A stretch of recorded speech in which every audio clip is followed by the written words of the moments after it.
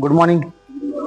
आजचा आपला थॉट आहे, शांतपणे स्वतःला घडवत राहा जोपर्यंत लोक तुमची क्षमता कमी लेखल्याचा पश्चाताप करत नाहीत.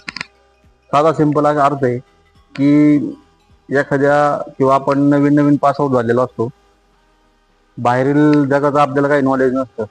आपल्याला अभ्यासी नॉलेज नक्कीच असतं, पण दुनियादारी किंवा कोणते लोक कसे असतात, लोक ओळखणं, वर्किंग लाईफमध्ये असेल, नातेवाईक असतील, कोणी असेल, ज्यावेळेस तुम्ही पासआउट होऊन बाहेर पडता, नवीन नवीन गोष्टी शिकण्याचा आपल्याला मार्ग भेटत असतो.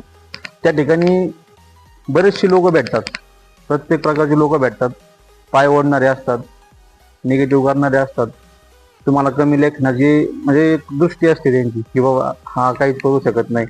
कारण आपण नवीनही बाहेर पडलेलो असतो, आपल्याला काहीच नॉलेज नसतं. थेरॉटिकल नॉलेज आणि प्रॅक्टिकल नॉलेज खूप मोठा डिफरन्स आहे.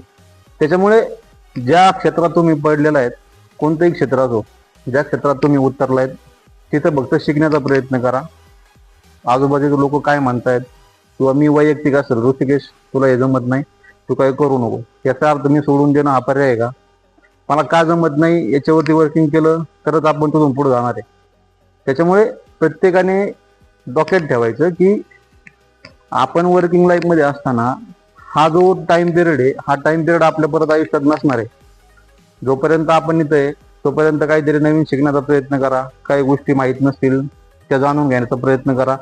तुम्हाला लोक बोलतील, दिवसतील, तुला जमणार नाही, तुला हे जमत नाही, तुला ते जमत नाही, हा ऐकून घ्यायचं आणि आपण आपलं काम करत बसायचं.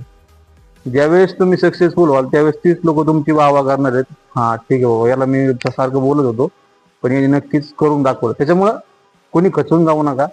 आपल्यावरती आपण वर्किंग केलं तरच आपण लोकांना काहीतरी सांगू शकतो. त्याच्यामुळं आपण आधी नॉलेजेबल व्हा आणि इतरांना नॉलेज प्रोव्हाइड करा. ठीक आहे, धन्यवाद.